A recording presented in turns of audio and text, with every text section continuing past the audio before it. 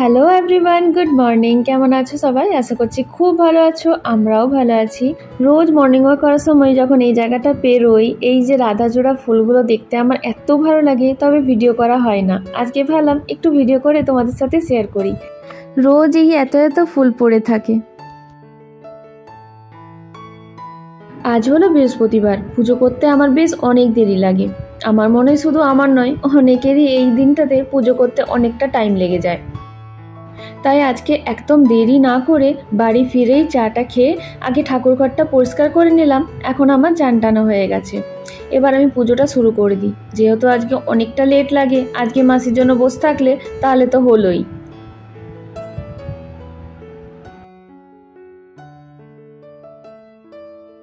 আজকের ওয়েদারটা কিন্তু একদমই ক্লাউডি নয়। আজকে প্রচণ্ড রোদও দিয়েছে, আর একটু তো গরম দিয়েইছে। মনে হচ্ছে বেলা বাড়তে বাড়তে গরমটাও বাড়বে। যাই হোক, আজকে উঠে নিয়েই ব্যালকানিতে গিয়ে দেখলাম 3টে জবা তো ফুটেনি, তবে 2টো জবা ফুটেছে, আর একটা মনে হয় কালকে ফুটবে। আজকের পুজোর মতন বেশ ভালোই ফুল ফুটে গেছে। তাই আর আসবার সময় বাজার থেকে ফুল কিনলাম না, মনে হলো যথেষ্ট ফুল আছে, হয়েই যাবে। ভেবেছিলাম যদি না হয় ফুল তাহলে একটু কিনে আনবো।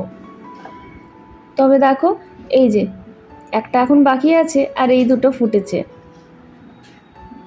আর এই জবার সাইজগুলো না খুব ভালো। পরে জানতে পারলাম অরিন্দম নাকি এটাকে চাপা জবা বলে এনেছিল।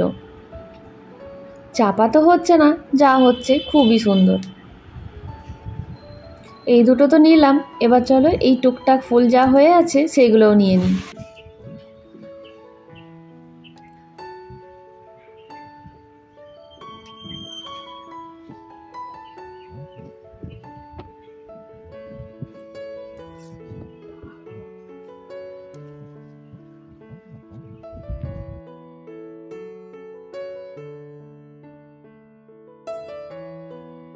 জন্মাষ্টমীর বাজার করা হয়েছিল, সেই ফলগুলো একটু আধটু বেঁচে গিয়েছিল।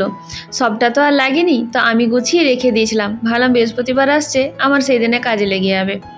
যখন থাকে তখন টুকটাক এই ফল মিষ্টি সব সাজিয়ে দিই, আবার যখন থাকে না তখন শুধু নকুলদানা বা মিশ্রি দানা দিয়েও পুজো করি। যখন হয়তো সব কিছু জোগাড় করতে পারি না, তখন ওই মিশ্রি দানা দিয়ে চালাতে হয়। আমার মনে হয় পুজো করবার জন্য ভিতর থেকে ভক্তি আর ভাবটা দরকার হয়। আর যদি সেটা থাকে তাহলে কিন্তু ভগবান একটা নকুলদানা বা মিশ্রিদানা তো খুব তুষ্ট হয়ে যায়। এখনও আমি খুব একটা সফল দেবো না, কারণ দেখো যেটুকু খেতে পারবো অতটা দেওয়াই ভালো। বাকি খেতে পারবো না, ফেলে দিতে হবে প্রসাদ চাপিয়ে, সেটা তো ভালো না। তাই আমি কিন্তু খুব হিসাবে প্রসাদ চাপাই, কারণ ভগবান তো আর নিজের মুখে খাবেন না, খাবে তো সেই আমাদের মুখ দিয়েই। সেই জন্য যতটুকু খাওয়া যেতে পারে, যেটা নষ্ট হবে না, অতটাই আমি চাপাই। এই টুকটাক একটু ছোয়ারা মাখানা এইগুলো এখন একটু আধটু শুরু করেছি, তাহলে ছেলে প্রসাদ হিসাবে ওগুলোকে খেয়ে নেয়। আর এখন দেখছি একটু আধটু খেতে এগুলো শিখেছে। আগে না কিছুতেই ওকে ড্রাই ফ্রুটস খাওয়াতে পারতাম না। এখন দেখো সেদিন থেকে একটু বোঁদে বেঁচে আছে, মা এনেছিল নাড়ুগোপালের জন্য, সেই বোঁদেটাও একটু করে দিয়ে দিলাম। আর এই যে মায়ের হাতে স্পেশাল নারকেল নাড়ু।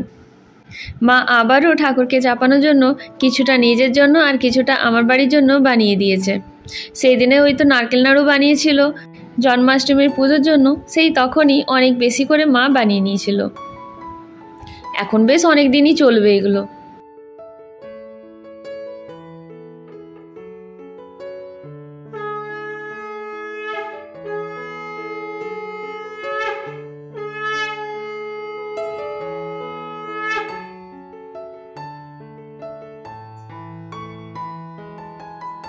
পুজো তো হয়ে গেল, চলো একটু দর্শন করাই।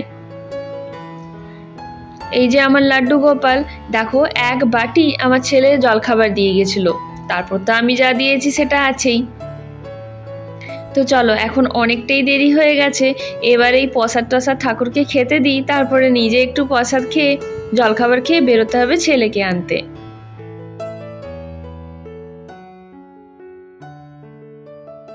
এখন ছেলেকে নিয়ে ফিরে আসলাম, জানলাটা খুলতেই দেখলাম যে আমার সুন্দরী সোনার অনেকগুলো বন্ধু এসে বসে আছে।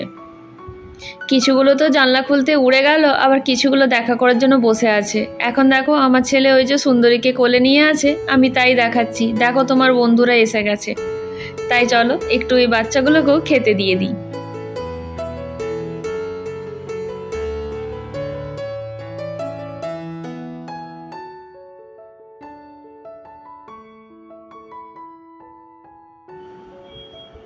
আসুন আসুন, পাধারুন, আসুন। এই যে আমার সুন্দরী সোনার দুই বন্ধু, একদম মনে হচ্ছে এগুলো বেস্ট ফ্রেন্ড। এরা কিন্তু উড়লো না, আরও 2-3টে ছিল, সেগুলো উড়ে গেল, আবার একটু পরে আসবে।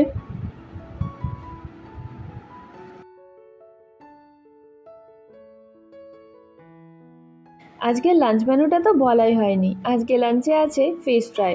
তো ছেলেকে তো ভাত টাত মেখে দিয়ে দিলাম।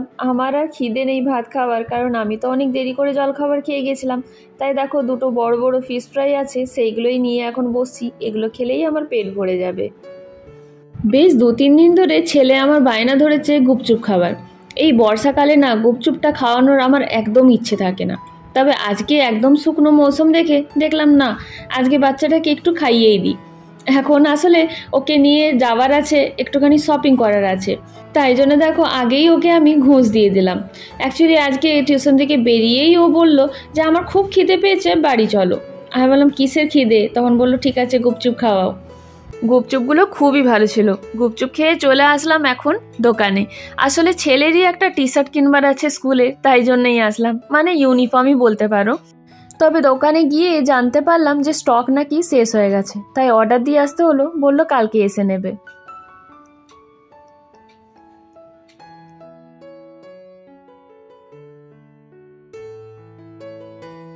ইউনিফর্ম তো পেলাম না, তবে আরও কিছু কিছু জিনিস ছেলের কেনার ছিল, সেগুলো নিয়ে এসেছি। এখন ছেলে পড়তে বসেছে, তাই একটুখানি কাছে বসলাম। তারপরে যাই, যেগুলো বাজার থেকে এনেছি সেগুলো আগে কেচে নিই। আর কিছু জিনিস জানো তো মেশিনে কেচে রেখেছিলাম, তখন আর বাড়ি থেকে বেরোনোর আগে মেলবার টাইম পাইনি, সেগুলো এখন মেলে দেবো। আসলে আজকাল কাপড় শুকোতে এতটা টাইম লেগে যাচ্ছে যে এখন আর টাইম দেখলে হবে না যে সকালে কাচবো না বিকেলে কাচবো।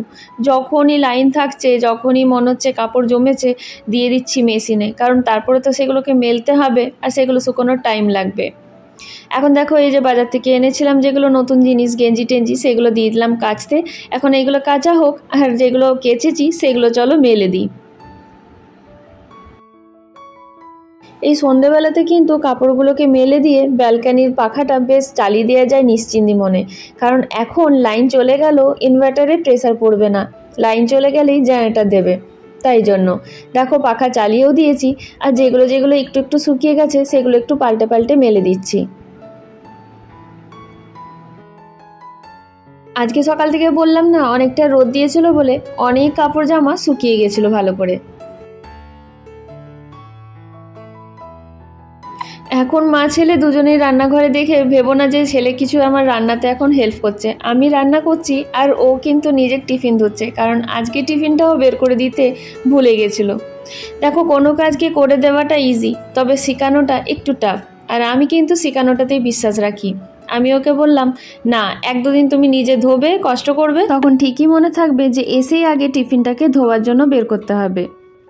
যাই হোক, ও বেচারা ভালো করে ধুয়ে টুয়ে নিয়েছিল। কিছু শেখালে কিন্তু শিখবার চাহিদাটা আমার ছেলের আছে। কোনো কিছু বোঝাতে চাইলে বুঝবার চেষ্টাটা করে, এটাই যথেষ্ট। আস্তে আস্তে যেমন যেমন বয়স বাড়বে, যতটা ম্যাচুরিটি আসবে, ঠিকই সব কিছু বুঝতে পারবে। তো চলো এখন এবারে রান্নাটা সেরে নিই। ও আচ্ছা, আজকে রাত্রেবেলাতে কি হচ্ছে দেখো। এইখানে বানিয়েছি একটু আলু দিয়ে পানিরের ডালনা। এটা আমার খুব পছন্দ, খুব করে লঙ্কা দিয়ে বানিয়েছি। ছেলে যেহেতু খাই না এটা, সেই জন্য আমি খুব করে লঙ্কা দিয়ে বানিয়েছি। তবে পানিরটা আমার খানিকটা হাত থেকে পড়ে গিয়ে একটুখানি নষ্ট হলো বলে সেটা তো আর দিতে পারলাম না, তাই দেখো আলু বেশি দেখা যাচ্ছে। যাকগে, আমার সেটাতে কোনো অসুবিধা নেই।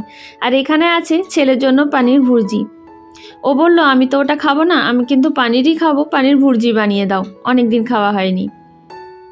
আর এর সাথে ওর জন্য দেখো বানিয়ে দিয়েছি 2টো পরোটা।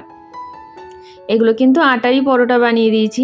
আর আমার বাবা রুটি আছে, আমিও তো পরোটা লুচি ভক্ত নয়। চলো আমরা এবারে ডিনারটা করে নিই, আর এই ব্লগটা এখানেই শেষ করছি। যদি কিছুও ভালো লেগে থাকে তাহলে কিন্তু একটু লাইক, শেয়ার আর কমেন্টটা করে দিয়ে যেও। আবারও দেখা হবে একটা নতুন ফ্রেশ ব্লগে। সবাই সুস্থ থেকো, ভালো থেকো, গুড নাইট, বাই বাই।